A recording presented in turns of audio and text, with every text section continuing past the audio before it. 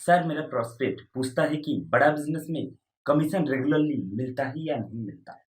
उसका हिसाब किताब कैसे रखा जाता है, हमारे को कैसे कमीशन दिया जाता है। कमीशन में हमारा कोई सवाल है या कोई कंप्लेन है तो किसको दिया जाए, कहाँ रजिस्टर किया जाए उस कंप्लेन को। अच्छी बात है, मैं इसका उत्तर देता हूँ आपको।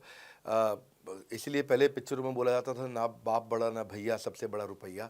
रुपये की बात ज़रूर होनी चाहिए कि पैसा कैसे मिलता है, क्या हिसाब किताब होता है, कौन देता है मुझे, लेने का तरीका क्या है, मुझे साल में मिलता है, 6 महीने में मिलता है, महीने में मिलता है। मैं आपको इसका उत्तर दे देता हूँ, आपको महीने में 4 बार पैसा मिलता है।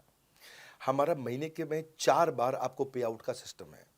इसलिए आपका वर्किंग कैपिटल हमेशा अच्छा रहता है, हमेशा आपके अकाउंट में पैसा रहता है। इसके लिए फाइनल पे आउट में अगर कुछ कमीशन बच भी जाता है आपका, कहीं पे कुछ कमीशन कम ज़्यादा भी हो जाता है, तो महीने के एंड में, महीना ख़त्म होने पे उसका एडजस्टमेंट भी किया जाता है। आपका stock accounting, inventory accounting, customer billing, आपका कलेक्शन, आपका रिसीवेबल, आपका पेएबल, ये सारी चीज़ें हम आपको आपकी एक प्राइवेट ऐप बना के दी, उसको बोलते हैं वन ऐप। वन ऐप का मतलब है, ये वन ऐप है, एक ही ऐप है, इसमें ही सब कुछ होगा आईबीसी का। इसी में आईबीसी सीखेगा भी, इसी में कमाएगा भी, इसी में लीड्स डालेगा भी, इसी में वो कई कंप्लेंट भी डालेगा, इसी के अंदर उसकी ट्रेनिंग भी होगी, इसी के अंदर उसका कोच भी होगा। उसकी सारी दुनिया इस वन ऐप के अंदर रहेगी। और सेल्फ बिलिंग की टेक्नोलॉजी करके दे दी हमने आपको, तो आपको वो सब टेंशन आपको नहीं लेनी है। एज एन आईबीसी आप खाली कंसल्टिंग करिए, ये सब काम हम देखेंगे। देखिए, हमने इतने अच्छे कंप्लायंसेस रखे हैं ना कि शुरुआत में ही अपना इन्वेस्टमेंट बैंकर हमने केपीएमजी रख लिया था। अर्नस्ट एंड यंग दुनिया की 3-4 सबसे बड़ी कंपनीज हैं ये ऑडिट की। जब मेरे को टैक्स मैनेजमेंट अपना कराना है तो मैं अर्नस्ट एंड यंग से कराता हूँ कि दुनिया की टॉप 3 कंपनीज में से एक है। इनको बिग 3, बिग 4 बोला भी जाता है, पूरी दुनिया के अंदर बोला जाता है। अब ईएनवाई को मैं किसी लोकल टैक्स कंसल्टेंट के साथ काम करता तो शायद मेरा बहुत सस्ते में काम हो जाता। कोई भी लोकल साउथ दिल्ली का, मुझे अच्छा साउथ दिल्ली का बढ़िया टैक्स कंसल्टेंट ले लेता। लेकिन मैंने रखा कि दुनिया के टॉप 3-4 के साथ काम करूंगा। जब मेरे पे कोई सवाल कभी भी ना उठाए जीवन के अंदर, हमेशा काम टॉप क्लास करके दूंगा। ए कैटेगरी, मुझे बी कैटेगरी पसंद नहीं है। मैं जो काम करता हूं उसमें मुझे नंबर 1 रहना पसंद है। क्षमा चाहता हूं, दी ओनली 1 रहना पसंद है।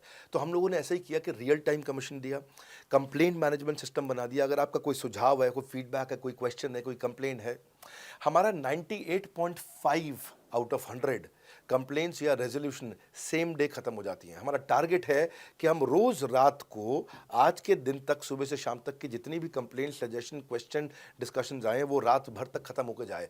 लेकिन फिर भी अगर कुछ बच भी जाते हैं तो हमारा इस समय करंट रेट चल रहा है 98.5 आउट ऑफ 100, यानी कि 100 में से 98.5 कंप्लेंट्स या सजेशन या डिस्कशन या क्वेश्चन रिजॉल्व किए जाते हैं और 1.5 बचता है जो अगले दिन तक जाता है।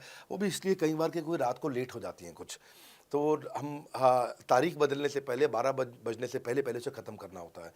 फिर भी बावजूद इसके अगर कोई तकलीफ रह जाती है तो हमने एक ई क्यूब लॉन्च किया है। ई क्यूब क्या होता है? Empathetic execution of exception.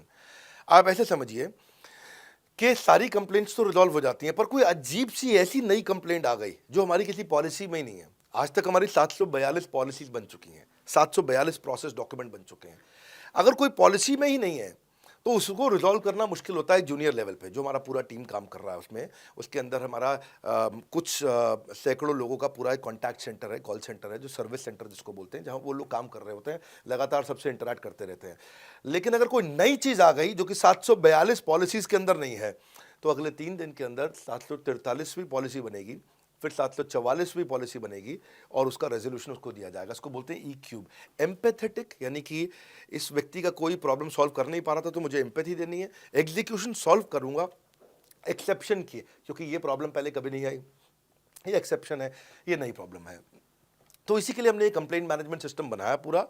इसमें हमारे यहाँ पहले शुरू शुरू में हमारी रेटिंग लो हुआ करती थी, हमने इस पर टीम बनाई। मैं आपको बात बता रहा हूँ 2020 की, 2020 अगस्त सितंबर की हमने इसको लॉन्च किया था।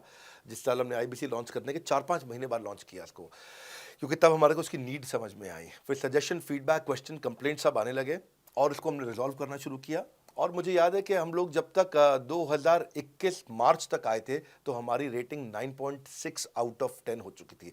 9.6 आउट ऑफ 10, इसको हम कंसिस्टेंटली ट्राई कर रहे हैं कि 9.9 या 10 आउट ऑफ 10 पे पहुंचे। इसका बड़ा फ़ायदा हुआ हमारे को। इसमें जितनी भी कंप्लेंट्स आती हैं, सजेशंस आते हैं, डिस्कशंस आते हैं, उनको रिजॉल्व करते हैं। टिकट सिस्टम होता है, टिकट रेज करता है सामने वाला। तो ये यहाँ से नहीं होता तो फिर ई क्यूब पे सॉल्व हो जाता है उसके आगे जाके, एम्पैथेटिक एग्जीक्यूशन ऑफ एक्सेप्शन। तो ये हमने टोटल ऐसा मॉडल लिया कि जिसमें जिसमें हम कहीं पे भी किसी को तकलीफ ना रहने दें। पर फिर भी कहीं होता है कि पूरी ऑर्गेनाइजेशन लेवल पे कोई सुझाव देना चाहता है, वो पर्सनल लेवल पे नहीं देना चाहता, ऑर्गेनाइजेशन लेवल पे सुझाव देना चाहता है। तो हमने दुनिया की पहली ऐसी कंपनी बनी जो कि डाउनलाइन से अपलाइन का रिव्यू कराती है। मैं साधारण भाषा में बता रहा हूँ आपको। इसका अर्थ क्या हुआ, सारे आईबीसी देश के बैठते हैं, 10,000 आईबीसी बैठते हैं और हमारी टॉप मैनेजमेंट बैठती है महीने में 1 दिन। और महीने में 1 दिन हम लोग बैठते हैं। इसको हम लोग हर महीने के पहले इतवार को करते हैं इस मीटिंग को, first Sunday off every month. ये सुबह 11 से 1 मीटिंग चलती है, 2 घंटे के लिए एक्सटेंड हो जाती है, 3 घंटा जाती है।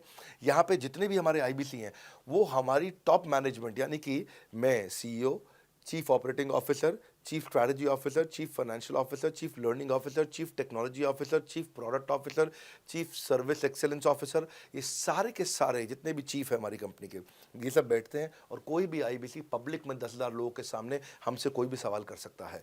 और उससे क्या हुआ, धीरे धीरे धीरे सारे आईबीसी का हमारे पे बहुत कॉन्फिडेंस आया, ट्रस्ट आया कि भाई कंपनी हमारे साथ बैठती है, हमारे आइडियाज़, हमारे सुझाव सुनती है। और जितनी इंप्रूवमेंट हम ला पाए ना, उस इंप्रूवमेंट का कारण ही यही था भाई साहब, हम इसीलिए कर पाए क्योंकि हम सारे लोगों को सुनते हैं और उनके सुझावों को लेते हैं और सुझावों को इंप्लीमेंट करते हैं।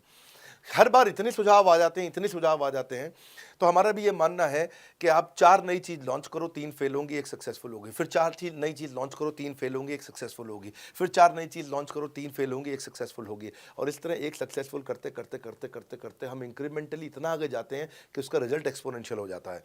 और यही होता है कि हमारे को जब सुझाव मिलते हैं, अगले महीने आकर के अगले महीने के पहले संडे को हम पिछले सुझावों की रिपोर्ट कार्ड आपको सबमिट करते हैं। पीछे आपने हमारे को टोटल मिलाकर के 42 सुझाव दिए, इन 42 में से 35 इंप्लीमेंट हो गए, इन और 35 में से 35 के बाद ये 5 हैं, इनको इंप्लीमेंट करने की कोशिश किया जा रहा है और 2 को हमने छोड़ दिया है जिनको हम इंप्लीमेंट नहीं करेंगे।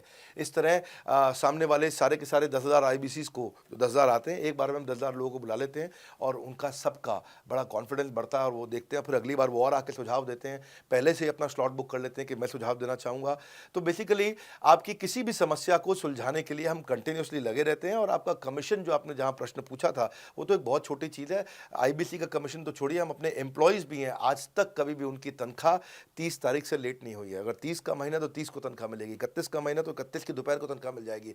अगर ये फरवरी का महीना 28 का है तो 28 की दोपहर को मिल जाएगी। अगर 28 को संडे है तो 27 को मिल जाएगी। 27 को अगर फोर्थ सैटरडे है तो आपको 26 को तनख्वाह मिल जाएगी। तनख्वाह भी हम कभी लेट नहीं होने देते, पेमेंट भी हम कभी लेट नहीं होने देते। ये हमारी कंपनी में एक कमिटमेंट है।